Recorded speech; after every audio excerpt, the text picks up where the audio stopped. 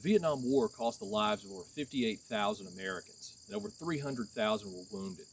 And this included everything from rifle and machine gun fire to mortars to artillery to grenades to accidents and other non-combat related deaths and injuries. But roughly 11% of the deaths and some 15 to 17% of the wounds were caused by mines and booby traps. So in this video, we're going to look at some of the most commonly used ones by the North Vietnamese Army, called the NVA, and the National Liberation Front, or NLF, more commonly called the Viet Cong.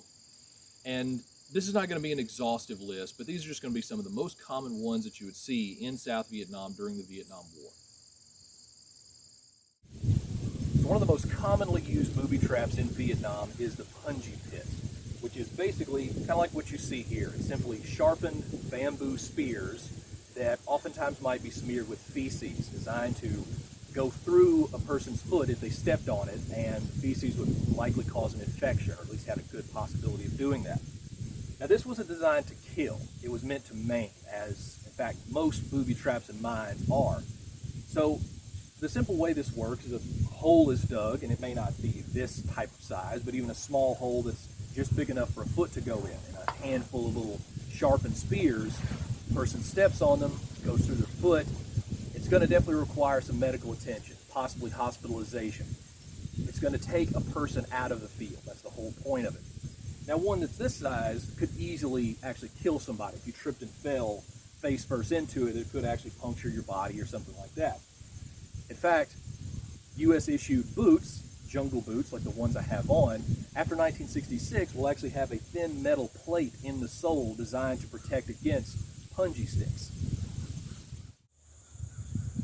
So obviously anywhere you walk, you have to be very careful and look for anything that looks like a sign of disturbance. So seeing a tree branch that's snapped over, looks like somebody's walked through it, finding dirt or ground that looks like it's been disturbed, just anything that looks out of place. It might even be something like a stick pointed in a certain direction, could indicate, you know, the presence of booby traps or mines, something like that. So if you encounter anything that looks like it has the potential to be a punji pit, or possibly a spider hole, or even the entrance to a tunnel, anything that looks out of place, you definitely don't want to just go reach your hand in and try and open it up or move it around. Because it also could be booby trapped itself, but it also could be the home of a snake. Now, sometimes there are in tunnel systems and things, actual pit vipers that, you know, the NVA or, you know, the NLF would actually put into the hole itself, but it also could just be an empty hole and a snake decided to make it its house. And there are about 10 different species of venomous snakes in South Vietnam, and you don't want to get bit by any of them. So the easiest way, or at least the more safe way for you, is using your bayonet, is to very carefully move things out of the way, yourself at a distance, so you're not just reaching your hand under, and seeing if anything is actually amiss.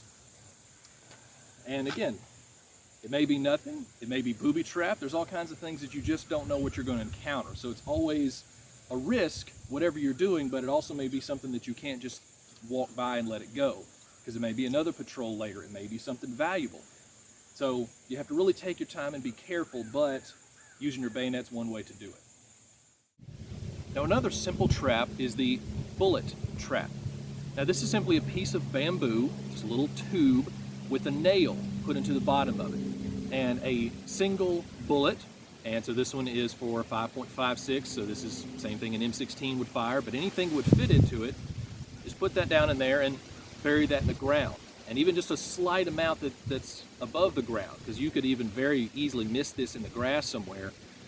Person steps on it, that pressure onto the bullet, onto the base of that little nail, will cause the nail to hit the primer, just like it would in a firearm, and it will explode. Now, it's not going to go off like a gun. This isn't going to form a barrel enough that the bullet is just going to go straight out. It's going to blow all the way outward.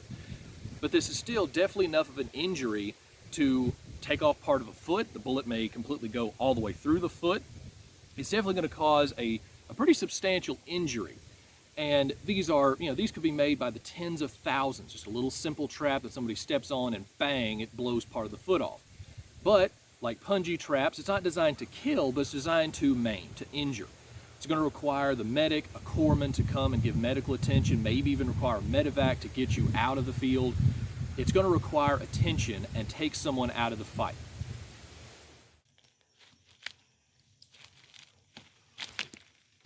When you're in the field, you definitely have to be on the lookout for anything that could be the potential location of a mine or a booby trap.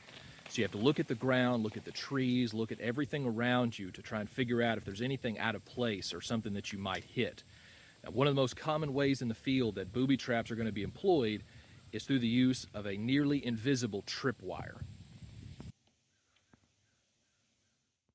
Explosive booby traps are definitely a major threat. Now, there's tens of thousands of different ways an explosive could be attached to something. But in the field, U.S. soldiers and Marines had to make sure to police up anything that they used, whatever it happened to be. You don't want to leave anything in the field because the enemy could definitely be able to potentially pick it up and use it. That especially went for things like sea ration cans. Now this one is an empty can, and it seems like it's just a piece of aluminum or steel. It's just a simple can. We have thousands of these we see and use every year. It doesn't seem like this would have the potential to cause harm. But conveniently, or decidedly inconveniently, the U.S. M26 hand grenade. And disclaimer, all of the explosives that I have in this video, these are all dummies or ones that I've made myself. So none of this is actual ordnance. But the M26 hand grenade fits just snug inside of one of these. Now the way any type of grenade like this one works, it has a spoon on it, that little metal piece that hangs below it. The pin isn't what arms the grenade, it's the spoon. So that means that if the pin is pulled and the spoon is still held in place, like it is inside of this can, that's an easy way to create a booby trap. So you could simply take one of these cans, lash it or nail it to the side of a tree, remove the pin, and attach a tripwire to it. As a person walks through and pulls the grenade out, it's suddenly armed and blows up. So you have to make sure you police up anything that you possibly use. Now another thing that was definitely very common in Vietnam is that Americans, for decades, well before Vietnam and after, loved souvenirs. And most of the enemy definitely knew this, that Americans love the idea of finding something they could take with them and bring back home. So you always had to be very wary about anything that could be potentially booby trapped. And it could be as simple as just even an enemy canteen. Something that's lightweight, easy to carry, easy for an American to find and think, hey, I could just strap that to me, it's empty, it's doesn't weigh very much, I could pack it with me, go to lift it up and it's wired to something. And they could wire anything that could be an explosive. So it could be a hand grenade, it could be a mortar round. This is a 60 millimeter US mortar round that could be wired to be an explosive. It could be a Chinese made or a Chicom grenade that could be wired as an explosive. It could be an artillery shell. So a 105 millimeter, 155 millimeter shell that could be wired to an explosive. The same type of things that we've seen as used for IEDs in Iraq and Afghanistan. All those things were definitely potentially hazardous things used throughout Vietnam. Anything you found could be wired to an explosive. It could be, again, a souvenir. It could be an enemy body. It could be a landmine itself. It could be that you actually find a mine, go to disarm it and lift it up, and it was wired to an explosive underneath it as an anti-deterrent for the mine. Anything could be wired to an explosive. So again, you had to be extremely cautious, but even then there's no level of caution you could have that there's going to mitigate all the danger that there could be of having some type of thing be booby trapped. Since at least the American Civil War, landmines have been a thing used in pretty much every war. Now the basic concept of a mine is an explosive device that is hidden in the ground or hidden in some way that can be remotely detonated or use a different type of trigger to set it off, to detonate it. Now, while the NVA and the Viet Cong use a lot of different types of mines, by far the vast majority of mines that will be used against American forces are American-made mines, captured ones. So the enemy might capture them from killed American soldiers or Marines, or more often they would find a minefield that the Americans had put out and then just dig up the mines and place them somewhere else. Now, one of the most common ones that was a little tiny one, easy to manufacture, is this little guy. Now again, these are all handmade ones, so this one's made of PVC pipe and wood. This is the M14 anti-personnel mine, more commonly called the toe popper. Now, we generally think of landmines as being a pretty decent size. You think about, in movies and TV shows and stuff, that they always show it where a person steps on it, they hear a click, and then there's always that moment of realization they stepped on a mine, and then it blows up. Or they step on it, it clicks, and then they figure out if you step off of it, then maybe you can potentially live, and so they rig up a rope or rig up something to like remove them from it. That's not how mines basically work. So by the time you've stepped on it, that's it. There's no click, there's no warning, because the way a mine needs to work, as any mine should work, the best possible place for the person to be injured by it is right when they hit it. It's not for them to have time to react and move out of the way. So a mine like this one weighed only 3.5 ounces. A very, very small mine. It's only about 2 inches across, a little bit over 2 inches. And to arm this, it's simply safe to arm, and it's got a little metal disc that actually is kind of holds it to arm or unarm it. Put that in the ground, slide that disc out, put a little bit of dirt over the top of it, and that's it. About 25 pounds of pressure is all it really takes to set this off. And again, the reason it's called a toe popper, these, like punji stakes and bullet traps and many of the other types of booby traps that might be used, this isn't designed to kill. In fact, it'd be very difficult to kill with one of these. It has just enough explosive that when it goes off, it's enough to blow toes off or blow part of a foot or even some aspects of a leg. It's meant to cause serious injury that, again, will require medical attention. You'll have to get medevaced out. It will cause a severe injury, but it won't be enough to kill, generally. And you could plant hundreds of these little guys. They're also very hard to detect. They are metal minimum. It's mostly made of plastic, so metal detectors have a hard time finding these. So it's very easy for you to miss one, and then somebody walks by and steps on it and bang, blows part of a foot off. So the enemy could easily find one of these, just slowly dig it up out of the ground, place it somewhere else. Now, when most pressure mines, like the M14, are not designed to kill, but are designed to maim, this next one definitely is meant to kill. Now, the M16 anti-personnel mine is more commonly called the Bouncing Betty. This is called a bounding mine, and so it's different than most other mines that most people tend to think about or have heard of. This is developed from the German S mine that was used in World War II.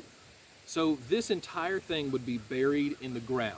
The only thing exposed would be that little top piece with those 3 prongs. Now this could be attached to a tripwire with the pin there, or it could just be set up and removed, and the pressure sensitive areas are on those little tines right there, so those little wire pieces sticking up. So say a person is walking through the jungle, walking through the woods somewhere, walking anywhere. If their foot hits one of those little pressure pieces, this thing is then going to blast up out of the ground. So this whole thing, what's called a bounding mine, blows up out of the ground about 1 meter in the air, and then it blows up. And this has a lethal range of a couple dozen meters. Weighing 8 pounds is a lot of explosive in this. It very easily could kill you if you're next to it or even just a few meters away, and definitely cause serious injury, even up to 100 meters. So this definitely has far more potential to be lethal, and it's just an added element of terror.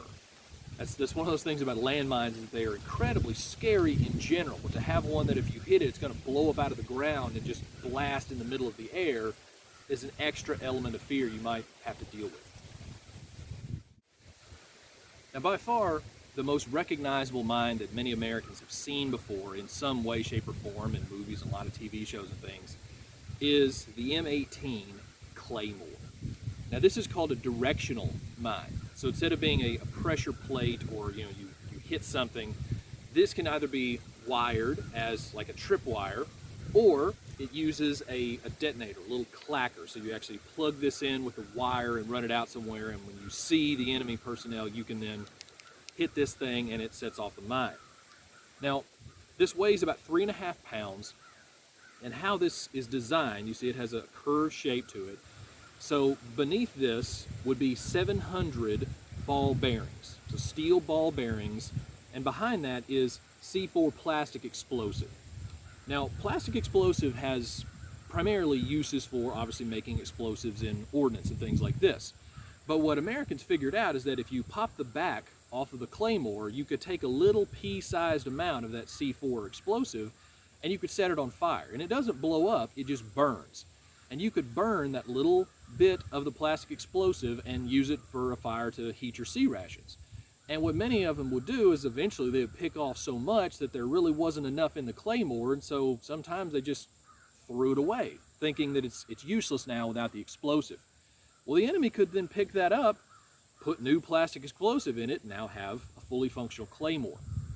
Now, as a directional mine, this is designed to be put out as a defensive weapon. So American soldiers and Marines would put these out if they were, out in the field somewhere or on fire support bases, anywhere that you wanted to have protection from outside somewhere.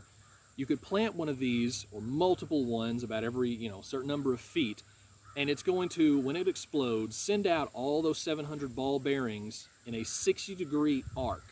And it has a lethal range of about 100 meters, but its effective range really is about 50 meters. Now, any one of these things, whenever it's set off, again, is going to cause massive blast in that direction.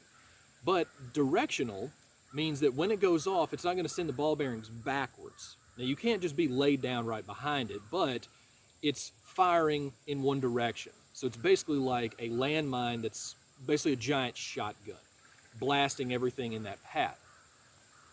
Now, American soldiers and Marines, again, would use these in the field, but the enemy could easily figure out a way to mess with this. So one thing they might do is if you had one of these set up on a perimeter, is the enemy might crawl up and then just turn it around, set it back down.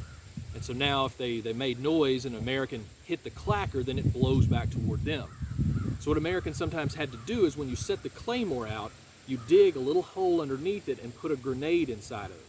And then hold that down, hold the spoon down, pull the pin and leave it on top. At 3.5 pounds was enough to hold the spoon down so that if anybody did actually just lift it up, it would at least blow up the person trying to sabotage your mines. So the enemy could definitely capture these off of, again, killed American soldiers and Marines, or, finding them outside of perimeters, any kind of way they could get these. This was an extremely dangerous weapon. They could be tied up into trees. They could set up multiple lanes where basically an entire platoon could be walking through, and you have 4 or 5 Claymores set up, could decimate a platoon. So these are definitely one of the more dangerous ones to far more people because of their directional range and just explosive power. So American-made mines, again, are mostly what the enemy is going to be using. And there are all kinds of other types. So there are also anti-tank mines, and there are other ones that are like pull fuse type, and there are about a dozen different types, but definitely the M14, M16, M18 mines are by far the most common ones used. Although there are countless dangers faced by American personnel in Vietnam, mines and booby traps definitely have kind of a separate category. Primarily, there's a psychological factor that mostly isn't present in many other things. For one thing, there's not much you can do about it. You can mitigate it as best you can. You can avoid tripwires if you can spot them. You can try and avoid mines with mine detection. You can do the best you can to try and avoid things like that, but it's an object that could be there for years. In fact, this is one of the main problems we have with many countries in the world, is that leftover landmines from wars decades ago still cause injuries and deaths even now. So that landmine that was planted somewhere on a trail somewhere could have been planted a year before you walked and stepped on it. And there was nothing you could do about it. Maybe you find the mine, but if you don't and you hit it, it's not like there's an enemy nearby you can fight back against. You can't engage this hidden, invisible world and landscape around you. That every step you take anywhere outside of the land that you're standing on, inside of a fire support base or inside of a major city, you're running the risk of there possibly being a mine or a booby trap somewhere. There really is no 100% safe place in South Vietnam. There are a handful of places that you could be considered safe relatively. But it doesn't mean you're going to be safe from artillery or mortars or rocket fire. And anywhere you went outside the wire, you are very possibly going to encounter mines and booby traps. And it's definitely something you had to pay attention to. Only about 2% of American soldiers were wounded by Punji stakes, and there are no recorded deaths. But that doesn't mean you could just ignore it or pretend that because it maybe is such a low number that it can't happen to you. You can be, the best veteran short timer there in the field, but you could still miss a tripwire. The engineers could sweep this road every single morning and still miss a mine. So the numbers definitely speak for themselves, that many American soldiers and Marines were killed and injured by mines and booby traps. So it was definitely a real fear. That's the fact that you don't know anywhere where something could be. Whether it's this gate, whether it's this next step you take, whether it's this item you're thinking about picking up. Whatever it happens to be, they're all over the place, and you can't really fight back against it. It's this invisible enemy that you can just do the best you can to mitigate it, but you can't really do that much. That psychological factor definitely is instilled in many Vietnam veterans. It's similar in a way to the use of gas in World War I. Now, gas overall did not really kill that many people compared to, say, artillery. But the fact that this is something you breathe, just like the air that's around you, and you can't see it, and you can only smell it in certain cases, like phosgene. It's a completely colorless gas, and it might start ripping your lungs apart 24 to 48 hours after you've breathed it in. That's a really scary kind of thing, even though numbers-wise, it's not as much of a danger as actually being hit by artillery. But that psychological factor is definitely in place, that you don't know this next step you're going to take if there's going to be a landmine there, that this door you need to open to check out this thing is going to be wired with an explosive. So there's a psychological factor to mines and booby traps that, again, is something that we still have to deal with today. So all throughout Iraq and Afghanistan, one of the biggest causes of death and injury is through IEDs, improvised explosive devices, which is basically a form of a booby trap / landmine, using artillery shells, mortar rounds, grenades, anything that was an explosive designed to detonate either by a person detonating it or by tripwire or by pressure plate. It's the same kind of thing. That, driving through some city in Iraq, you could never really know if this overpass, if that rock, if that car that looks the same as it did the other day, but is it exactly the same? That psychological factor, if you don't know where this attack might come from because the attack was already laid there days, weeks, maybe even months in advance, and there's not much you can do about it. So I hope this video has been informative on some of the major types of booby traps and mines used in Vietnam. And again, this is not an exhaustive list. There are also countless others that are simple and handmade, from spear traps that are like a bow and arrow to ones that are like balls of mud with spikes in them, to heavy artillery rounds and heavy anti-tank mines and things like that. But these are some of the most common ones used, and so I hope this video has been informative, and thank you for watching.